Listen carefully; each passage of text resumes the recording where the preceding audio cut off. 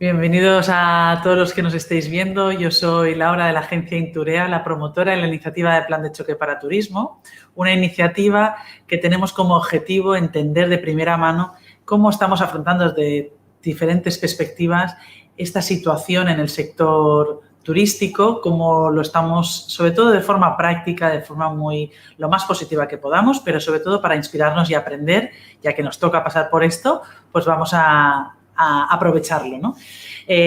Inturea, como os comentaba, es la promotora de esta iniciativa. Inturea es una agencia especializada en turismo y la iniciativa ahora mismo está patrocinada o colaboradora de la plataforma de The Hub of Travel, que es una plataforma de formación turística en donde el objetivo está en ampliar la competitividad del sector turístico. Y dicho esto, hoy tenemos el placer de hablar con Eduardo Serrano. Muchísimas gracias, Eduardo, por cedernos un ratito y transmitirnos un poco tu positividad, que ya me consta que transmites. Bueno, yo soy muy positivo. Pues, Eduardo, cuéntanos un poquito quién eres, cómo es la asociación. Bueno, cuéntanos un poquito. Bueno, a mí no me suele gustar hablar mucho de mí mismo porque no me suele gustar mucho hablar mucho de mí mismo y menos para el espacio. Pero bueno, Eduardo Serrano, es decir, yo soy un aprendiz de todo y maestrillo de nada, que es como describo, que en un determinado momento de su vida, cuando era muy joven, describió que tenía una vocación por atender a los demás, por cuidarles y por agasajarles y por hacerles felices, y eso le llevó al turismo. Y dentro del turismo, pues bueno, pues primero me llevó al mundo de la cocina y de la sala, luego me llevó a la dirección hotelera cuando decidí formarme para poder desarrollar una carrera en este ámbito.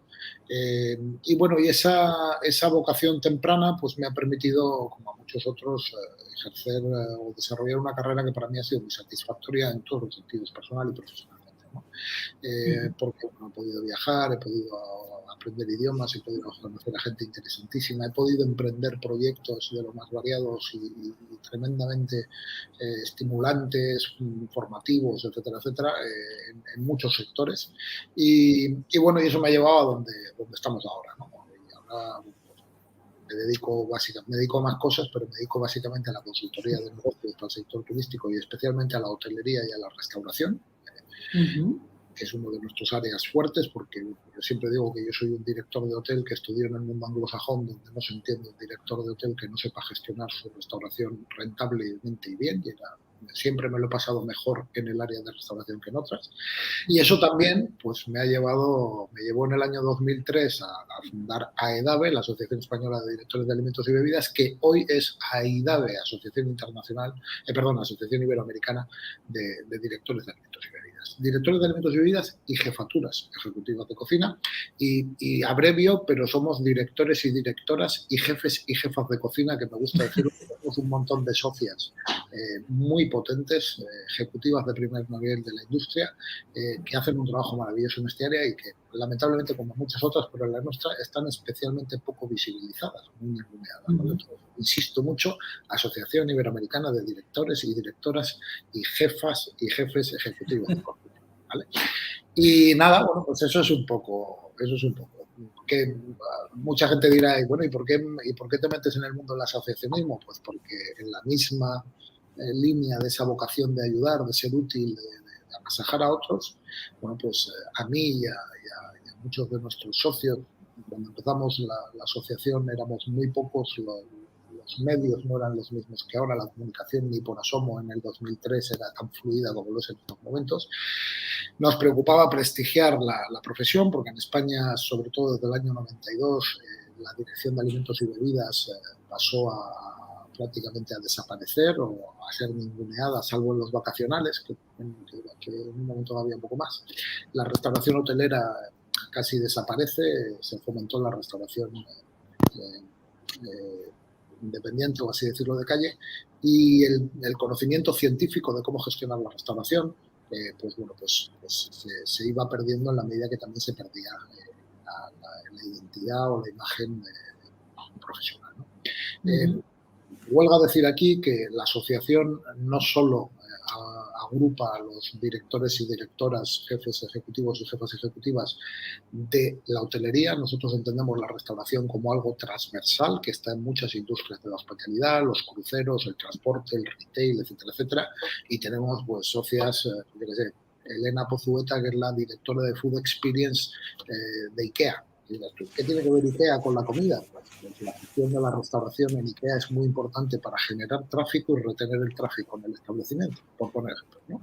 Claro. O Eloy Pons, que es el director de alimentos y bebidas de Aspropar, que gestiona, no sé yo, 65 o 70 parques temáticos en Europa, la parte de restauración, y pasa de no tener ni un empleado a tener 25.000 empleados en un fin de semana, ¿no? Una cosa de esas. Con lo cual, pues gente muy divertida, muy simpática, con experiencias muy curiosas, ¿no? Entonces, bueno, fundamos la asociación, ya te digo, para prestigiar la profesión, para prestigiar la ciencia detrás de esta profesión, para evitar malos entendidos, porque muchas veces en el sector, especialmente en el hotelero, bueno, pues confundimos un metre, sin desprecio a los metres, yo lo sigo y respeto mucho esa profesión, pero le ponemos una chapita que dice Dirección de Alimentos y Bebidas, y un metre con una chapa de director de alimentos y bebidas no es un director de alimentos y bebidas, es un metre ilustre, un jefe de cocina con una chapa de ejecutivo de director de alimentos y bebidas no es un director de alimentos y bebidas, es un jefe de cocina ilustre, son cosas distintas, ¿vale?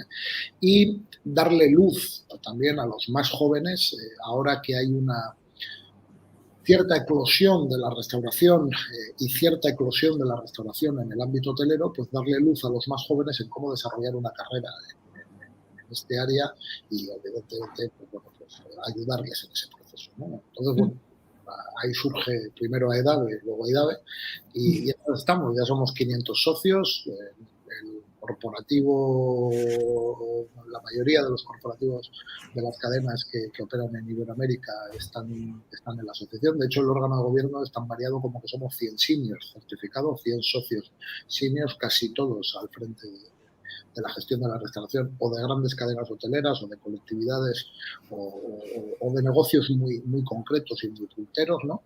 Y bueno, en estas estamos enredando para que se conozca Claro. lo mejor de esta guerra y se ponga en valor, ¿no? Ya está.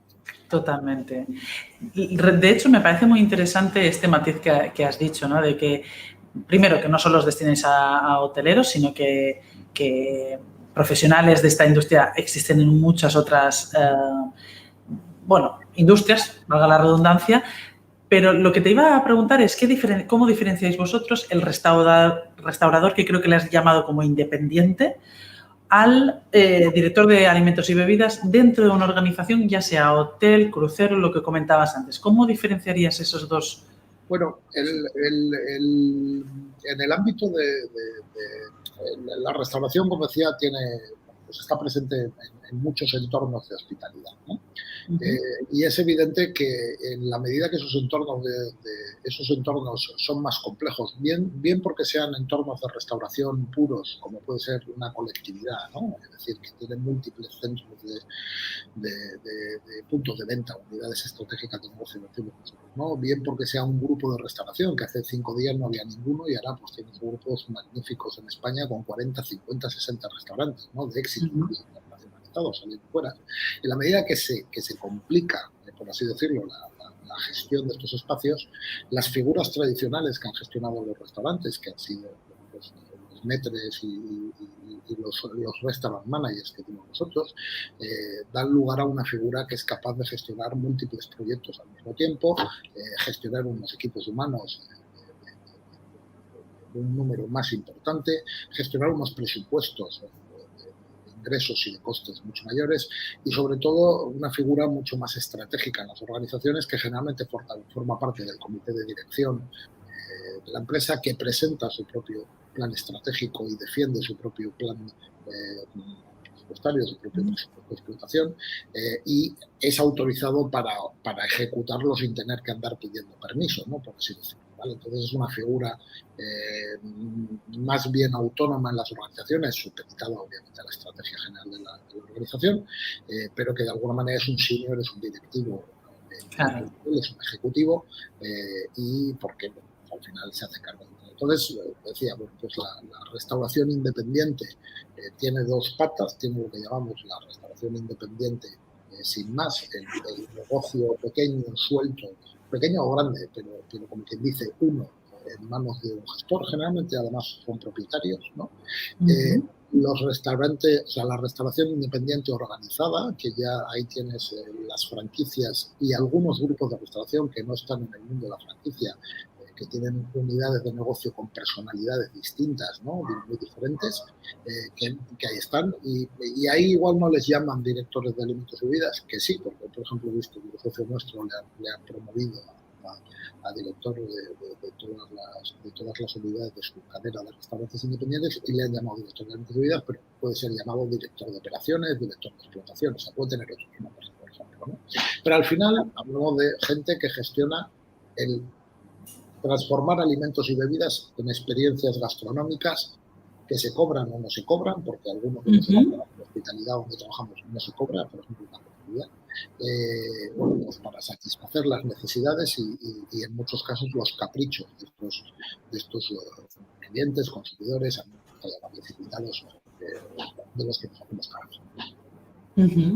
Claro, también es verdad que cuando nos vamos un poquito de lo que dices de grupos de restauradores y demás, o de grupos que tienen varios locales, y nos concentramos en esta opción de que esté dentro de otro negocio, ya sea pues cruceros, pues el propio IKEA que comentabas, o hoteles o lo que sea, al final es una cuestión del papel que juega, ¿no?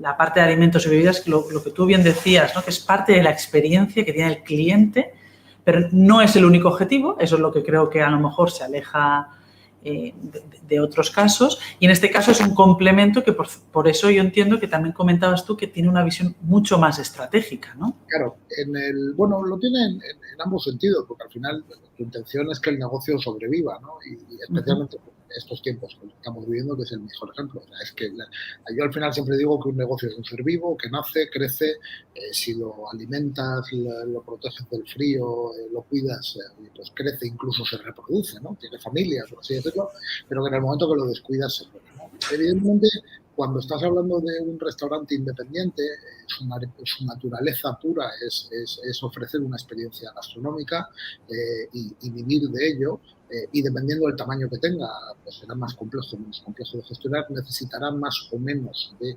esas habilidades estratégicas que estaba diciendo, de esa visión estratégica y de esa capacidad de planificar estratégicamente que al final se le pide a los directivos en cualquier tipo de entorno, no solo en cualquier tipo de...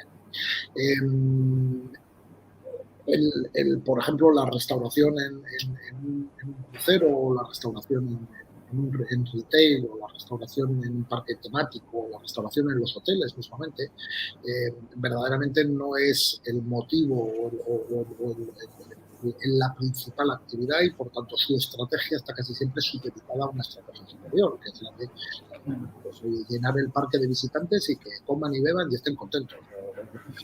Ahora mismo, por ejemplo, en la hotelería, que lo estamos viendo mucho, yo siempre digo que España es un rara avis, porque en el año 92 la restauración hotelera prácticamente desapareció al calor de esa crisis económica, que mucha gente se ha olvidado de ella, de la 92, mientras que en el resto del mundo, bueno, pues pasaron cosas distintas. En España la restauración hotelera pasó a segundo plano, y la restauración independiente, especialmente en los urbanos, ¿vale? Se acentuó eso que decían los americanos, ¿no? Los americanos le llaman muchas veces a la restauración de necessary evil, el diablo necesario, hay que tenerlo porque el huésped tiene que comer, porque el huésped necesita el servicio, o necesita saber que si necesita el servicio estás ahí, ¿no? Tienes la solución. Correcto, pero oye, mucho es compleja de gestionar, no es fácil de gestionar, es un negocio con un trabajamiento tremendamente por la intensidad de mano de obra, por la caducidad de los productos, por la afectación a las modas, etcétera, etcétera, etcétera, ¿no? Y decía que en algunos casos alimentos y bebidas viene a ser efectivamente un actor menor de cara a un fin principal, pero no por ello poco, ¿no? Y ahora, por ejemplo, en los últimos años estamos viendo, por ejemplo, poniendo el caso hotelero, cómo la propiedad ha ido cambiando. Cuando yo empecé en hotelería, los hoteles estaban en manos familiares, en familias que tenían menos conocimiento científico, pero tenían mucha experiencia práctica, era un empirismo erudito, por así decirlo, ¿vale? A las odiosas, perdóname que lo diga, las odiosas inmobiliarias y constructoras que se hicieron con nuestro sector y lo pervirtieron completamente. Entonces, todo era la obsesión por más habitaciones, sin entender que las habitaciones perfectas no existen si no tienes unos buenos salones de reuniones, si no tienes unas buenas piscinas, si no tienes una buena experiencia, etcétera, a un mundo en el que cada vez más nuestros hoteles, por ejemplo, están en manos de los fondos de inversión, las socinis, las family office, etcétera, y donde este dinero profesional que quiere que le rente cada metro cuadrado dice, ¿cómo puede ayudarme la restauración a traer más clientes, a que gasten más dinero y a que estén más tiempo conmigo, ¿no? Ahora, el ratio de referencia, que fíjate, yo siempre digo que a mí me hablaban ya de él en la escuela de hostelería en los años 90, es el TREPA, el Total Revenue per Available Room.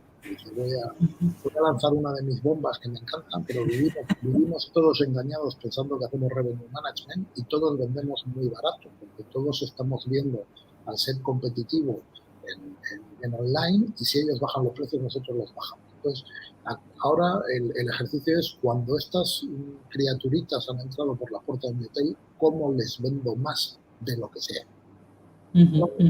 Bebida, el spa, los ancillaries que dicen ahora por ahí, ¿no? O productos periféricos que les digo yo. Y bueno, ahí la restauración, decía, no es actor primario, pero es un complemento importante.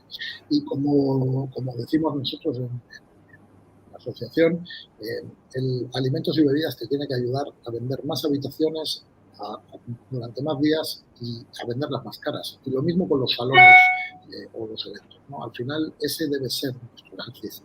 Que luego podemos competir con la calle, pues se intenta ahí.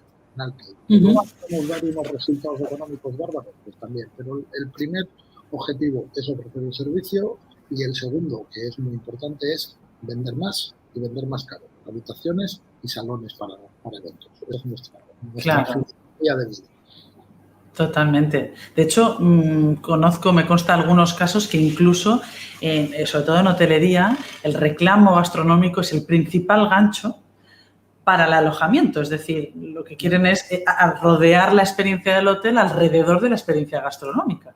Y esto lo ves en las cuentas de resultados. O sea, tú fíjate, un vacacional, especialmente los vacacionales en el Caribe, en Asia, etcétera, el 50 al 60% de sus ventas muchas veces es alimentos y bebidas, no es alojamiento. La mayoría de nosotros, cuando nos visualizamos de vacaciones en un resort, nos visualizamos chuminando en una hamaca, picando de todo en estos buffets que nos ponen ahora, que tienen un montón de micro cositas para probar, y pasamos más tiempo comiendo y bebiendo que en la habitación. En el urbano es distinto. La restauración es más importante en los productos de lujo urbanos y en los productos congresuales urbanos que en los hoteles, que son un poco limited service o servicios limitados, que están orientados más a prestar simplemente una tal. Pero pasamos más tiempo chumineando, y entonces y efectivamente, bueno, eso es un reclamo. Y tú, que por ejemplo en tu os dedicas a la comunicación, es que la restauración te da más excusas para comunicar que cualquier otra cosa. Claro. Los hoteles al final comunican el día que abren y el día que se reforman. Antes comunicábamos cuando teníamos clientes importantes, pero ya no nos dejan por la ley de protección de datos, ¿no? Pero tú puedes hablar todos los días del desayuno, de un plato, de una bebida, que siempre tienes a alguien al otro lado que eso le interesa. Es que totalmente, también he hilado un poco lo que comentabas, ¿no? Que ahora hay el boom del consumo de la parte social, bueno, y ahora más, ¿no? Este año más, pero toda esta parte social, también sibarita, ¿no? Que hay mucha gente que empieza como a profesionalizarse incluso dentro de lo que es la experiencia como cliente, me refiero, gastronómica. Entonces yo creo que al final traccionáis mucha de la tendencia concentrada mucho en la gastronomía. Sí, es así. Y al final, mira, yo siempre hago una anécdota. Yo eché los dientes en Paradores, que casa a la que tengo mucho cariño, y que he tenido la suerte además de haber trabajado, de haber sido cliente e incluso de haber sido consultor para el grupo, ¿no? que me gusta más todavía.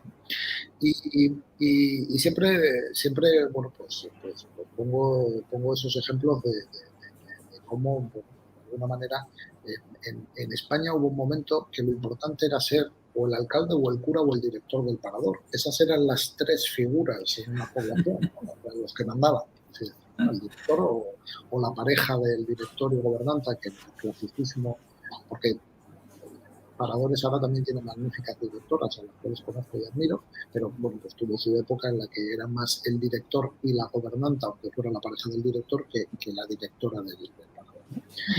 Y decía, bueno, pues fijaros cómo podía ser de importante un alojamiento hotelero y cómo podía ser de importante los actores dentro de estos, y fijaros en paradores, muchas veces yo digo que son más restaurantes con habitaciones que habitaciones. Y paradores es un ejemplo también de una tipología de servicio de alojamiento turístico que bueno, y tiene una facturación elevadísima de parte de restauración, sin perjuicio de que también lo tengan en alojamiento, ¿no? Y precisamente Paradores es una marca que defiende unos precios de habitación alto, de una clientela utilizada, y no por ello la restauración se le queda atrás, ¿no? Entonces, y la usa mucho, es un recurso, evidentemente. O un grupo hotelero, por ejemplo, como Relais y Chapeau, que básicamente el concepto es venderte la gran tablet, la experiencia gastronómica, y bueno, y ahí arriba tienes unas habitaciones por si te quieres echar una siesta o quieres quedarte dormida, ¿no? Claro. Pues, a ver, evidentemente no le vale a todo el mundo, no todo el mundo puede pagar eso, pero en la medida que hay más cultura gastronómica, y esto es uno de los fenómenos que hemos vivido en los últimos años, es decir, que la gente es más culta gastronómicamente, que está más experimentada, se ha democratizado el acceso a la restauración y a una restauración de cierta calidad, etcétera, etcétera. La gastronomía ha copado los medios de comunicación, es decir, claro es que ahora, por ejemplo, está todo el mundo hablando de este anuncio de una marca de cerveza que no vamos a entrar en tu programa, pero salen 45 chefs y todo el mundo está hablando de ello y llama mucho la atención, ¿no? Pues efectivamente ahora mismo las tendencias nos indican que podemos utilizar el recurso de la gastronomía para posicionar, diferenciar y de alguna manera generar conversación en nuestros productos hoteleros y no hoteleros, ¿no? Entonces, a eso jugamos. Y Eduardo, un poco en una situación normal, para luego contraponerlo con la situación en la que estamos, un director de alimentos y bebidas, para ti, ¿cuáles son todas las manos que tiene que tener, ¿no? Los puntos de gestión y de responsabilidad que tiene? Bueno, yo te decía, a ver, todo directivo, todo gestor tiene una responsabilidad y tiene que tenerla, ¿no? Yo siempre, sí me gusta desmitificar un poco, de verdad, yo soy un clásico porque estudié hotelería y estudié en una hotel escuela en el que estuve viviendo interno 3 años, ¿no? En Suiza, yo tuve esa suerte, ese privilegio, que además muchas veces comparo con la mili, yo no hice la mili porque era miope perdido, pero en la escuela de hotelería en Suiza, vamos, que no se nos ocurriera salir a la... Bueno, esto que tengo que se llama barba, o sea, me hubieran asesinado en la escuela, directamente me hubieran suspendido. No podíamos salir de la habitación sin las camisas sin planchar, nos miraban todos los días a ver si llevábamos las camisas planchadas. Yo he hecho el camino clásico, que fue pues aprender de sala, aprender de cocina, aprender de regiduría de pisos, que también hay una parte de limpieza importante y de steward de alimentos y bebidas, y luego aprender, bueno, pues de administración, de gestión de recursos humanos, etcétera, etcétera, para llegar a donde estoy. Pero yo siempre digo que al final un gestor, los buenos gestores se caracterizan por conseguir que las cosas se hagan a través del esfuerzo de otros.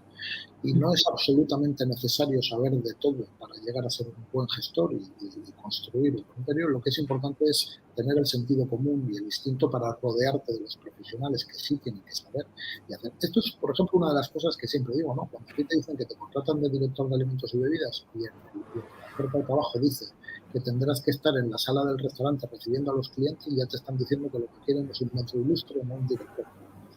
¿Vale? Eso es importante.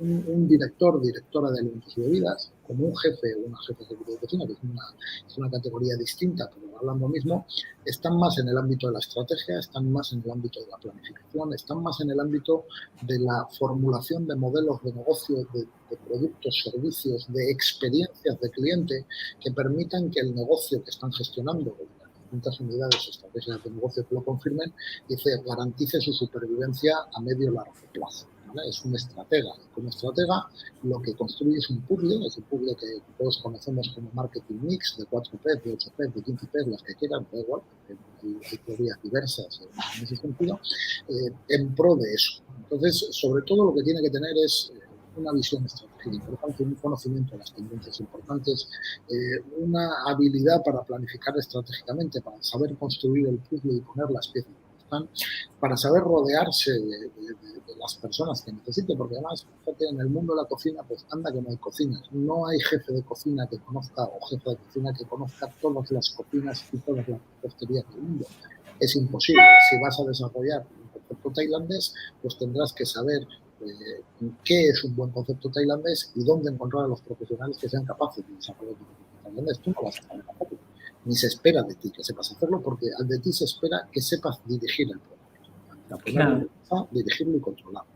Entonces, esas son sobre todo las características fundamentales que yo diría que buscas en esa bueno, evidentemente tenemos un componente, la restauración implica mucho contacto con el público, entonces sí que hay un rol importante de anfitrión, aunque la dirección de alimentos y bebidas tiene menos de operaciones que otras figuras que la organización, pero el managing by walking around, que dicen los americanos, el darte un paseo, el saludar también a los clientes, eso evidentemente es importante. Bueno, esas capacidades también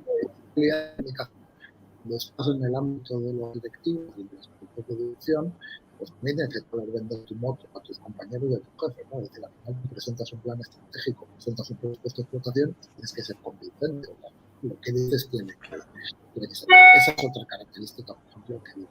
Habilidades de formación, porque lamentablemente yo no me puedo quejar del mundo del turismo, no me quejaré nunca de la hostelería y no me voy a quejar nunca de la restauración. Digo que he tenido una carrera fructífera, he vivido muy bien, he ganado mucho dinero y he sido muy feliz. Y cuando digo he ganado mucho dinero, me refiero a he ganado mucho dinero en salario. Se diga que nuestro sector está muy mal pagado entre comillas, depende de la posición a la que llegues y depende de la carrera que desarrolles, ¿no? Pero te decía, pero es verdad que lamentablemente al sector turístico, al sector hotelero y más concretamente al sector de la restauración, lamentablemente no siempre nos llega el talento más motivado y más vocacional del mundo. Por tanto, tenemos, especialmente en restauración, tenemos que hacer un ejercicio continuo de formación, tenemos que estar constantemente desarrollando las competencias del talento que tenemos, porque lamentablemente de primeras no nos llega siempre lo mejor del barrio, ¿no? Es decir, claro. Y bueno, hay un componente importante. Y porque además, vuelvo a insistir, es decir, el mundo de la restauración va a tal velocidad, cambia tan rápido, las tendencias cambian tan rápido, que nosotros nos encontramos cambiando conceptos cada 2-3 años. Por supuesto, cada 2-3 meses cambiando cartas, pero los conceptos cambian cada 2-3, 4, 5 años, ¿no? Y cada vez más porque el mundo en general gira cada vez más rápido y si ya nosotros íbamos más rápido que otras áreas, pues ahora apaga y vámonos, ¿no?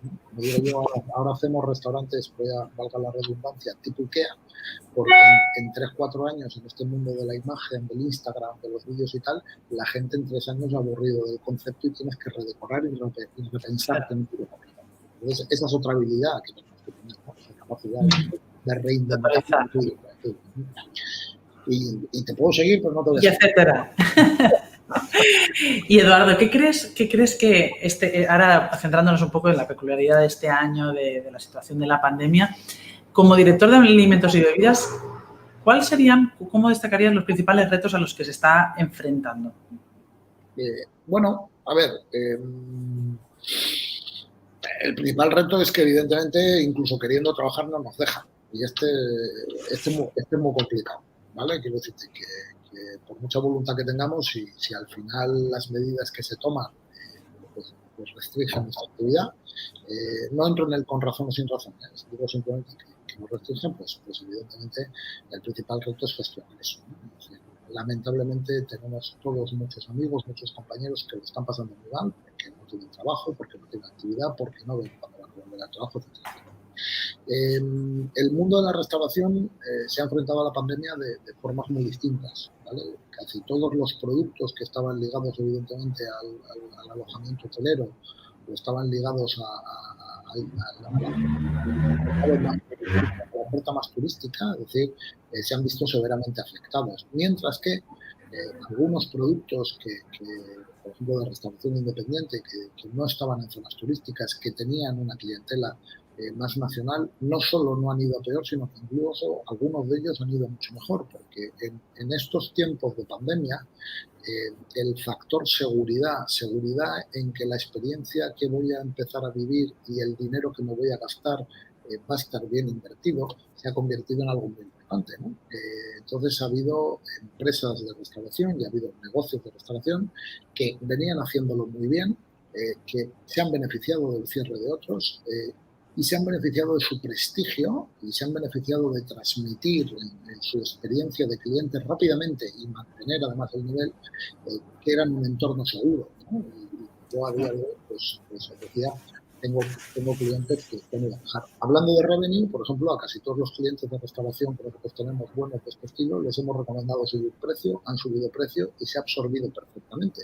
Porque ahora mismo la gente no está tan preocupada por lo que le cuesta consumir como por la seguridad. Entonces, el valor de la seguridad es importante, ¿no?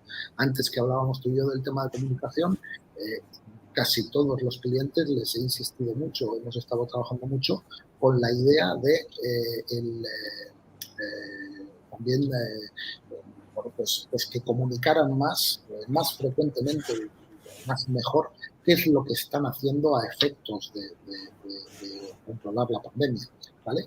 Claro. Y de evitar los contagios. Esto es importante. Laura, te voy a pedir una cosa, voy a quedar fatal en tu programa. Pero ¿por qué? A ver qué dices. Estoy quedando sin batería. Entonces me estoy escuchando esto, que tengo que enchufar, voy a hacer un cambio de escenario. En directo, esto es en directo. Innovación y creatividad, esto es importante. Aquí estamos dando ejemplo desde primeras. Sí que sí. Venga, ahí estamos. Solucionado. Bueno, y si queréis os enseño, estoy en un magnífico resort en Málaga haciendo un trabajo que nos han encargado. Entonces, bueno, para que veáis también que efectivamente, oye, aunque las cosas están complicadas, el mundo se sigue moviendo y vamos a volver pronto y yo creo que vamos a volver para mejor, ¿no? Claro. Evidentemente lento, poco a poco, pero... Uy. Yo no sé si se le ha acabado la batería. Justo. Pues pediremos a mejor. Bueno, ya estamos. ¿Ahora? Sí. Ahora. Te había perdido por un momento, pero ya te escucho, perfecto. Sí, me he dado cuenta. La enchufar. Bueno, oye, disculpa, que son... No te preocupes. Pues hablabas también un poco del reto que está suponiendo, porque estamos un poco no, seguimos en la línea, aún ahora que comentabas un poco las luces que parece que puedan haber, pero a nivel de oportunidades, Eduardo, también has comentado que ha habido a gente que incluso le ha venido bien por el foco, por la reestructuración. ¿Cómo lo describirías tú, las oportunidades? Mira, es una pena porque al final, y no solo ha pasado en la restauración, yo creo que ha pasado en más negocios, pero la pandemia no... Yo soy tremendamente contrario al discurso de que la pandemia ha venido a cambiar las cosas. Yo creo que la pandemia ha venido a acelerar cosas que ya estaban pasando, por lo menos en nuestro mundo. A mí, evidentemente, lo he dicho muchas veces, me duele mucho el drama humano de la pandemia, el drama sanitario y el drama humano de la incertidumbre y, por supuesto, mucho más el paro y el de la pobreza, que están ahí, que son una realidad. Pero, por ejemplo, en el sector de la restauración, en España en general, lamentablemente es que un 30, un 35, un 40% de las empresas que operaban responden a esa característica de empresa zombie, ¿no? Empresa que sobrevive sin beneficios y que se engaña a sí misma porque se da un plato de lentejas que comer todos los días o lo ve encima de la mesa, ¿no? Entonces, mal por la parte humana, pero bien porque los que se han quedado de alguna manera salen reforzados en el sentido de que esa competencia muchas veces es desleal, pues evidentemente no, ¿no? Y decía que aquí hemos notado que muchos de los negocios buenos no solo no han ido a peor, sino que simplemente es que encima se han beneficiado de los cierres, porque se ha llegado más clientes. Entonces, esto es un mensaje simplemente para recordarle a la gente que lo bien hecho, al final, tiene como retorno un buen negocio, ¿no? Dos, bueno, pues evidentemente nos ha forzado a digitalizarnos a lo loco, pero claro, es que la digitalización era un proceso imparable sí o sí. La automatización, la simplificación y la robotización ya estaban aquí hace 5 años llamando a la puerta y diciendo, che, espabilad, poneros las pilas. Entonces, de alguna manera, como digo, simplemente lo ha acelerado. Entonces, ahora, bueno, Claro. pues estamos viendo a algunas personas con ese acierto, otras con menos acierto, pues están haciendo cosas, ¿no? Fijaros, el otro día decía una reflexión, y yo a veces soy un tipo bestia, ¿no? Pero el otro día hacía una reflexión de que, bueno, los precios había que subirlos porque los márgenes en la restauración pues son muy bajos, por regla general, si lo comparas ya con los alojamientos turísticos que te cuento, pero sobre todo también porque lamentablemente en este país la restauración está muy mal vendida. Me entrevistaban en la radio de una persona de un sindicato que hacía bien en defender una mejor retribución para los trabajadores y le decía, pero mira, hasta que no defendáis en los precios más caros, no va a ser. Es alucinante cómo todo el mundo, siempre que hablas en cualquier sector, ¿no? Se queja del salario que cobra, de lo mal que le pagan, pero cuando la gente viene a los hoteles y viene a los restaurantes, todo le parece carísimo. Esto es carísimo. Todo el mundo tiene un juicio para decir esto es carísimo. Ninguno sabe lo que cuesta. Tú piensas, sí, bonito, pero los lunes que yo estoy aquí abierto para dar cafés y tú no vienes, ese no me lo cuentas. Y el martes yo me lo cuento. Entonces, la oportunidad de subir precios, decía, de profesionalizarnos en la gestión y profesionalizarnos en los precios para también profesionalizarnos en la gestión. Evidentemente yo quiero que esos precios se establezcan en mayores márgenes, pero también en mejores condiciones de empleo, ¿no? Mejores salarios, mejores horarios, etcétera. Es decir, hasta cierto punto nos europeicemos, ¿no? Este es un tema que era necesario, que yo creo que es muy necesario y hay gente que ha empezado a poder hacerlo, ¿no?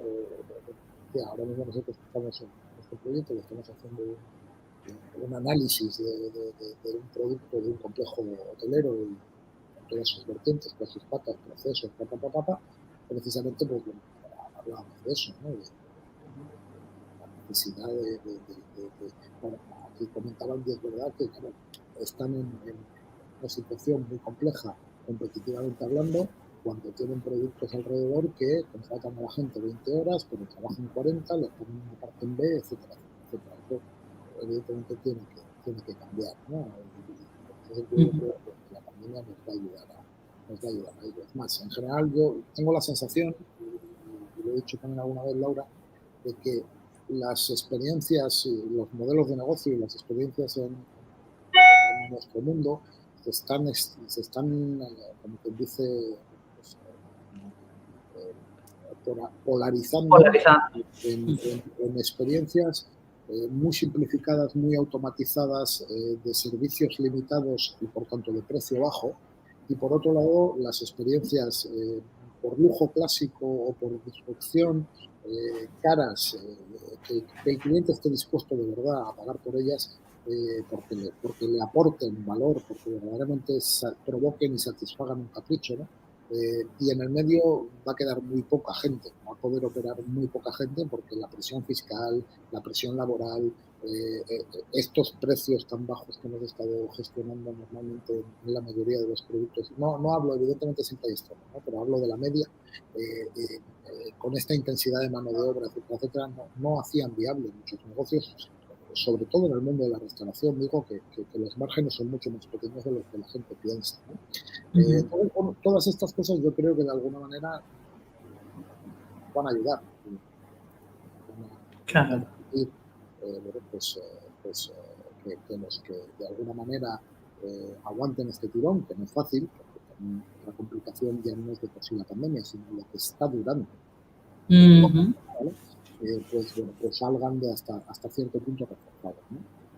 Pero no es nada nuevo, o sea, al final, y de ahí vuelvo a la importancia de tener las figuras estratégicas con las competencias adecuadas en las instituciones, ¿vale? Al final lo que nos está pasando es que nos estamos teniendo que profesionalizar a marchas forzadas. No queda más.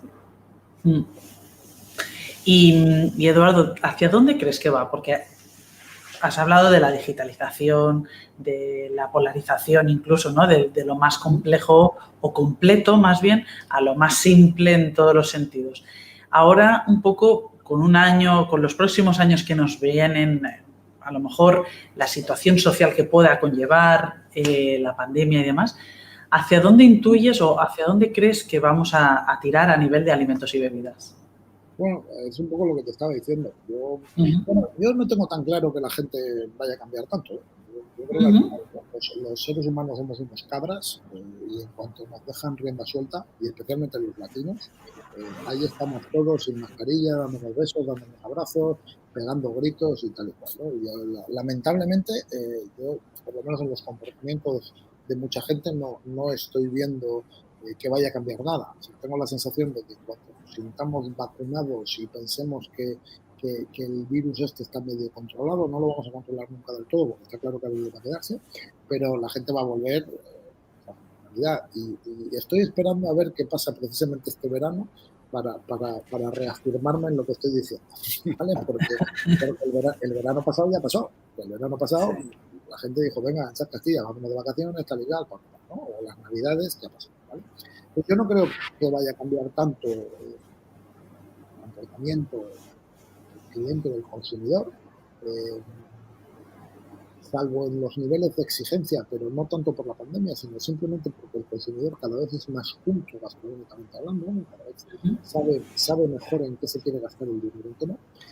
Y por eso te decía que creo que se va a polarizar, ¿no? Entonces, bueno, pues sí creo que tendencias, insisto, que ya estaban con nosotros, que no son nuevas, como el fomento de una gastronomía mucho más sostenible, más kilómetro cero, de cercanía, que decimos nosotros, más natural, más healthy, etcétera, etcétera, pues bueno, pues espoleadas por la pandemia, por así decirlo, pues van a seguir ahí y van a ir a más, ¿no? La mayor exigencia, es decir, evidentemente, y más después de una crisis, ¿no? Es decir, el cliente cuando salga va a querer bueno, pues recibir lo máximo posible por la inversión que haga, ¿no? En ese sentido, decía ayer, digo, que el que se quede en el medio no sea capaz de ofrecer pues, una gran calidad de producto, una gran calidad de servicio, etcétera, etcétera, pues probablemente desaparezca y se polaricen, como decíamos, las experiencias en dos extremos, ¿no? Pero ya te digo que yo creo que volveremos a salir, volveremos a los restaurantes, volveremos a los bares, volveremos a pescar, etcétera, etcétera. Hay un fenómeno por ahí que me hace mucha gracia desde que salió, que es el tema del delivery, como todos los medios de comunicación están hablando de que el delivery ha venido para quedarse.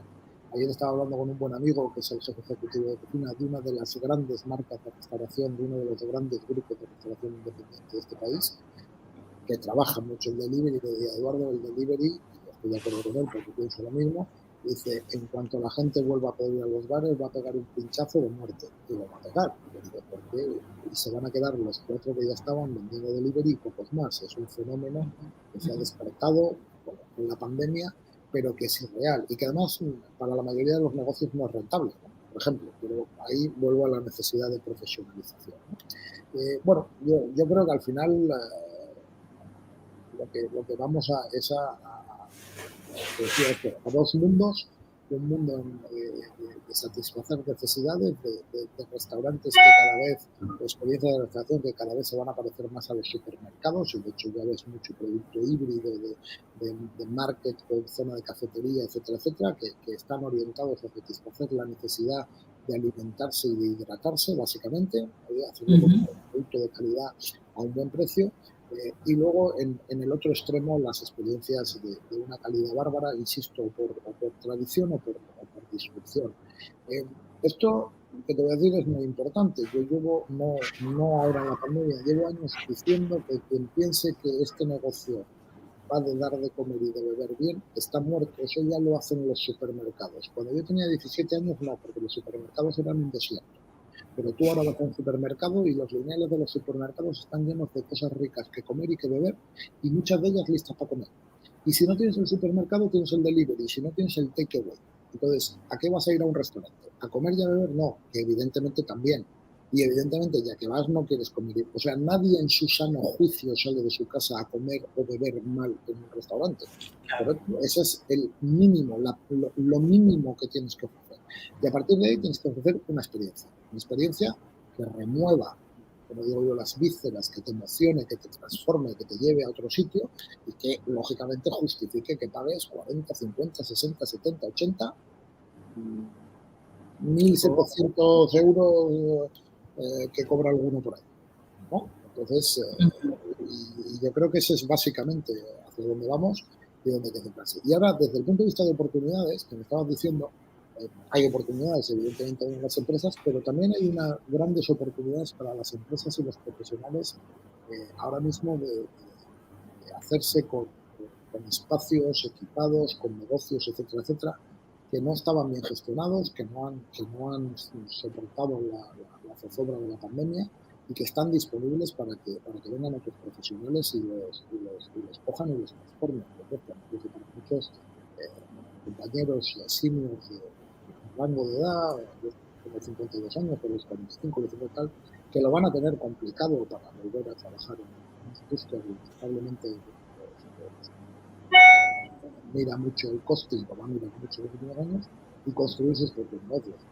Es verdad que yo soy muy emprendedor, he sido empresario desde siempre, o sea, emprendedor siempre y empresario desde hace muchos años.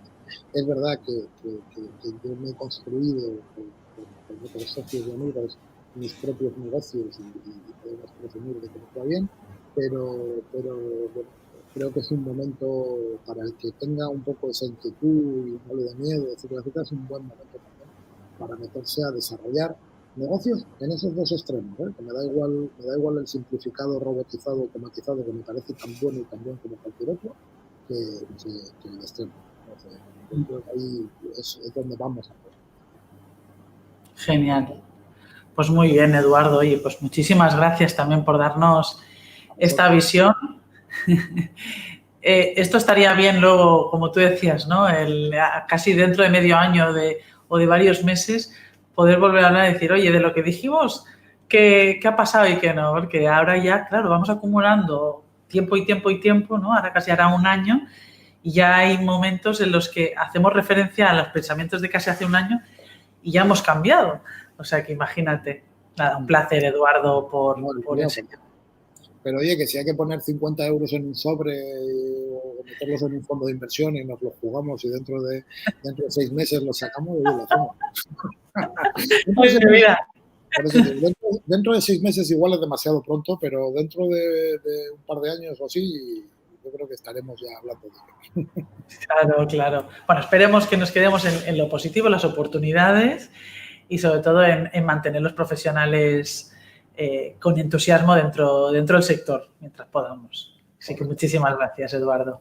A vosotros por invitarme y bueno, y siento los inconvenientes que hemos tenido. No. Hemos hecho como un aliento, ¿no? Hemos hecho un impasse ahí. Escúchame, ha sido muy turístico y muy hotelero y muy restaurado. Porque ha sido, oye, aquí te pillo, aquí te mato, que es como vivimos la mayoría de nosotros en el sector, ¿no? Eso mismo, fenomenal. Venga. Muy bien, un fuerte abrazo, Eduardo, gracias. Laura, muchas gracias.